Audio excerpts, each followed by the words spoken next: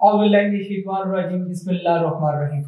पाकिस्तान तहरीक-ए-इंसाफ बाद एक सर्वे हमारे दोस्त बैठे हुए हैं क्योंकि आजकल बहुत सारे हार्ट या बर्निंग इशू हम कह सकते हैं वो चल रहे हैं।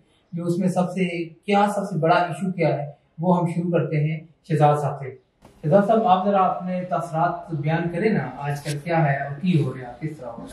सर, एक तो महंगाई है हमारे मुल्क में, ठीक है, हर चीज़ महंगी है, पेट्रोल, घर का निज़ाम, आटा, घी सब महंगा है। उसके अलावा जो इशू आ रहा है ना, वो आ रहा है रोजगार का। रोजगार होगा तो महंगाई खत्म होगी ना।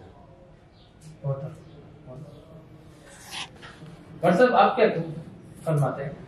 देखिए जी, मुल्क में महंगाई का जो रेशो है पिछले 2 सालों में बड़ी तेजी से प्राइसेस के ऊपर डिफरेंस आया है।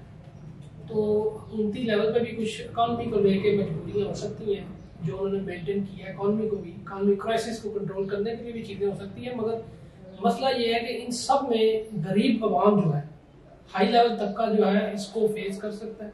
उसके लिए महंगाई इतनी महंगी नहीं है, मगर जो मिडिल क्लास तबका है, गरीब है, वो पिस के रह गया है।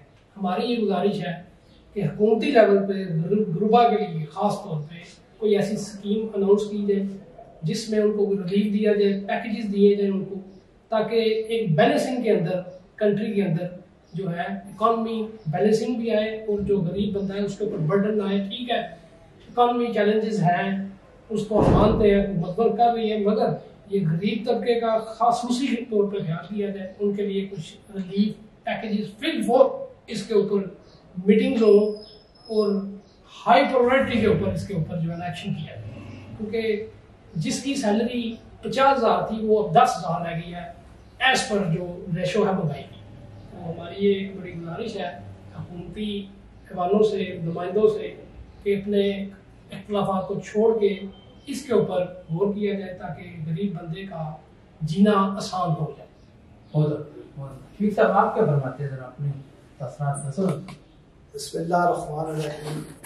मेरे भाई वकास साहब ने तो बहुत अच्छा माशाल्लाह का बयान किया है कि बिल्कुल होना चाहिए। महंगाई तो गरीब आदमी के लिए बहुत पिस कर रहा है।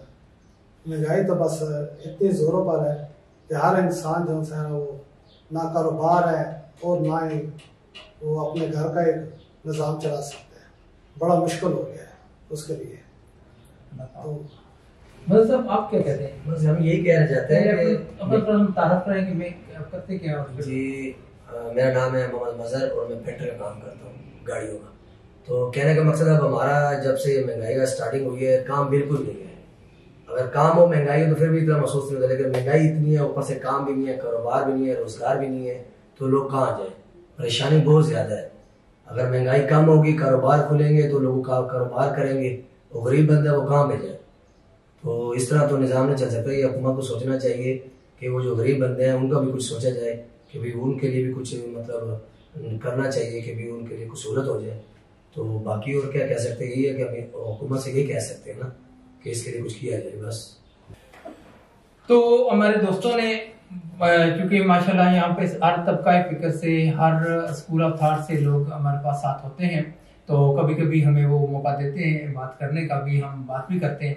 देखिए, महंगा क्या होता है, महंगाई क्या होती है? जिस वक्त आपके पास वो चीज खरीदने की सकत ना हो, फर्ज किया एक चीज है 10 रुपए की और आपके पास उतने पैसे नहीं है तो वो महंगी है। अगर वही चीज 1000 की है और आपके पास पैसे उससे ज्यादा है तो वो महंगी नहीं है। कहने का मतलब ये है दोस्तों का, सारे लोगों का, कि महंगाई ये जो चीजें हमारी रोजमर्रा की यूटिलिटीज की चीजें हैं वो हमारी इस्तात से दूर निकल गई हैं। जितनी हमारी इनकम है उससे आगे निकल गई है। अब देखें, एक तरफ महंगाई होगी, अब दूसरा रोजगार कम हो रहे हैं। जाहिर है महंगाई हर चीज पे असरअंदाज हो रही है और रोजगार कम हो रहा है। इसका सबसे अच्छा सोल्यूशन तो ये है कि इंडस्ट्रीज को जितना भी आप रिलीफ दें, उनके लिए बिजली या जितने भी मामला है, जो कि हुकूमत है उसको सोचना चाहिए इस पे कि इनको रिलीफ दे ताकि कम से कम रोजगार खुले, बिजनेस ओपन हो, लोग बिजनेस करना शुरू हो जाए और लोगों की क़ुव्वत खरीद थोड़ी सी बेहतर हो ताकि ये चीज कवर हो जाए। वरना इतना खतरनाक ये महंगाई का जिन या इसको जिन्नी ये तो देव बन गया है कि लोगों को निगल रहा है। देखें, आपको बाजारों में, गाड़ियों में ये जो लोग नजर आते हैं ये बिल्कुल 5, 7, 10% लोग हैं। 90% लोग जो है वो नहीं है जो हमें नजर आ रहे थे। वो तो एक एक टाइम की रोटी को तरस रहे हैं। तो एक तो ये है कि इनके लिए रोजगार का बंदोबस्त किया जाए। अब इसका एक लॉन्ग टर्म है, एक बड़े पैमाने पे इसका हल ये है कि अपने सोर्स को बढ़ाया जाए, सोर्स ऑफ इनकम को बढ़ाया जाए। सोर्स ऑफ इनकम को कैसे बढ़ाया जाए? मैं ये कहता हूं कि जितने लोग हैं वो अपने स्किल, जो भी उनके पास हुनर है, उस हुनर को बढ़ाएं, अपने बिजनेस को थोड़ा सा बेहतर करें, अपने काम में और सफाई लाएं और जिद्दत लाएं, तब जाके हम इसके साथ इसको सरवाइव कर सकते हैं और इसको इंशाल्लाह हम ओवरकम भी कर लेंगे। उम्मीद है कि जिनको हम ये बात बताना चाहते हैं उन्हें कुछ ना कुछ समझ आ गई होगी।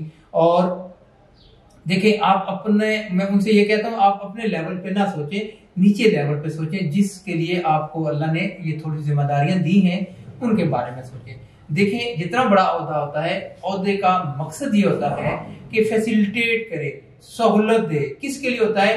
अवाम के लिए, अवाम को सहूलत देने के लिए। अगर वो अवाम को सहूलत नहीं दे रहा, अगर लोगों मखलूक के लिए वो खिदमत नहीं कर पा रहा, तो मेरा नहीं ख्याल कि उसको उस ओहदे पे रहने का हक है।